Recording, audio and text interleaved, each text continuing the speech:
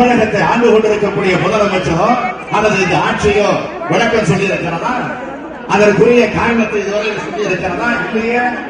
சட்டமன்றத்தை கூட்டுங்கள், விவாதிப்போம், பிரச்சனைக்கு விடுவு காண வேண்டும், பிரச்சனைகளை எல்லோரும் வந்து நாங்கள் சொல்ல வேண்டும் என்று தொடர்ந்து திராவிட முன்னேற்ற கழகத்தை சார்ந்திருக்கக்கூடிய நாங்கள் மட்டுமல்ல, தமிழகத்தில் இருக்கக்கூடிய எல்லா கட்சிகளும் சொல்லுகிற தலைவர் கலைஞர் அவர்கள் இந்த மழை வந்த உடனடியாக எங்களை அழைத்து திராவிட முன்னேற்ற கழகத்தின் சார்பில் 1 கோடி ரூபாய் வெள்ள நிவாரண நிதியை தருகிறேன் என்று நான் அறிவிக்கப் போகிறேன் என்று எங்களிடத்தில் எடுத்துச் சொல்லிவிட்டு அதற்கான காசோலையை எங்களிடத்தில் தந்து நேரடியாக தலைமைச் செயலகத்திற்கு சென்று உரியவர்களை தந்துவிட்டு வா என்று சொன்னது மட்டுமல்ல, உடனடியாக அனைத்து கட்சி குழு கூட்டத்தை கூட்டுங்கள், விவாதிப்போம், ஒருங்கிணைப்பு கொள்கை கூட்டுங்கள், அவன் அத்தனை பேரும் ஒருங்கிணைத்து ஒரு குழு வையுங்கள், நிவாரண பணியை அவர்கள் மூலமாக செய்யுங்கள், அரசு வழங்கக்கூடிய நிவாரண நிதியை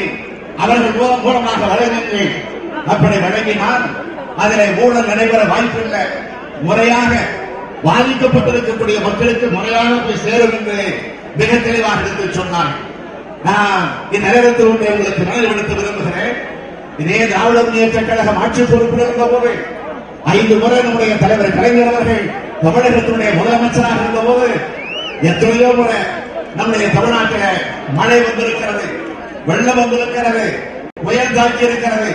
ஆனால் அப்படி வருகிற நேரங்களில் எல்லாம் எப்படி அன்றைக்கு முதலமைச்சராக இருந்த தலைவர் கலைஞர் அவர்கள் தன்னுடைய நிர்வாகத்தை எப்படி செயல்படுத்தி காட்டினார் என்பதை இந்த நாட்டிற்கு நான் அதிகம் எடுத்துச் சொல்ல வேண்டிய அவசியம் இல்லை. இருந்தாலும் ஒன்றை நான் குறிப்பிட்டு காட்ட விரும்புகிறேன். 1999 திராவிட முன்னேற்ற கழகம் ஆட்சி பொறுப்பில் இருந்த போது தலைவர் கலைஞர் அவர்கள் முதலமைச்சராக இருந்த நேரத்தில் 99ஆம் ஆண்டு மார்ச் மாதம் இதே போல ஒரு மழை வந்துச்சு. தொடர்ந்து மழை பெய்து கொண்டிருந்தது. உடனே சம்பந்தப்பட்டிருக்கக்கூடிய மேலதிகாரிக்கு சொல்லுகிறார்கள். அதற்கு பிறகு ஆட்சித் தலைவருக்கு இந்த செய்தி கிடைக்கிறது.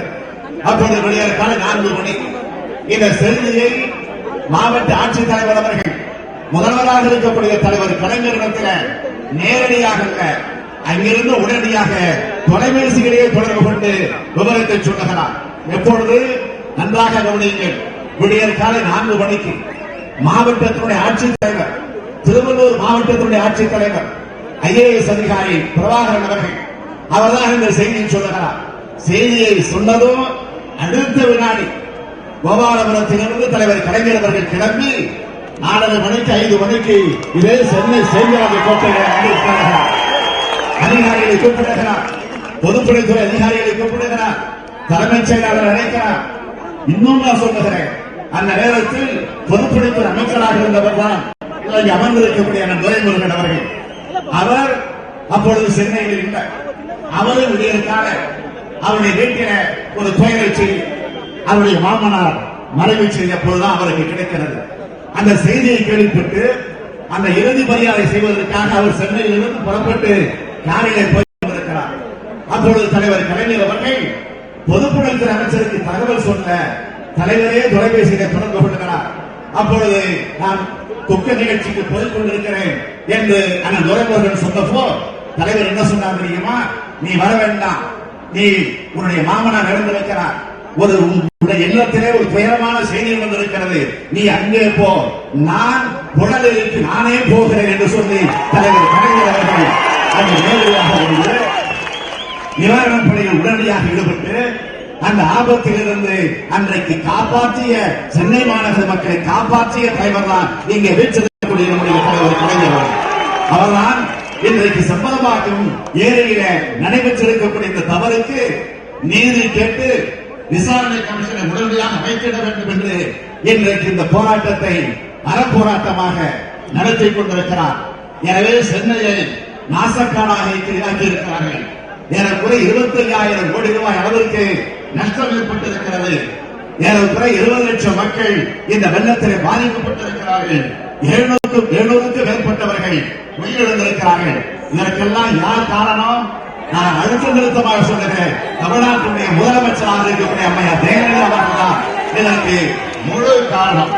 ஆகவே செம்பரம்பாக்கு ஏரியை முறையோடு திறந்திருந்தால் நிச்சயம் இந்த ஆபத்து வருவதற்கு வாய்ப்பில்லை. எனவே ஜெயலலிதா அவர்கள் இதெல்லாம் எனக்கு தெரியாது என்று தப்பித்துக் கொண்டிருக்கலாம். அமைச்சரவை என்று சொன்னால் அது ஒரு கூட்டு பொறுப்பு.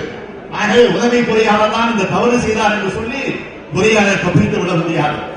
பொறியாளர் தான் இந்த தவறு செய்திருக்கிறார் என்று சொல்லி தலைமைச் செயலாளர் தப்பித்து விட முடியாது. தலைமைச் செயலாளர் தான் இந்த தவறு செய்திருக்கிறார் என்று சொல்லி அமைச்சரை தப்பித்து விட முடியாது.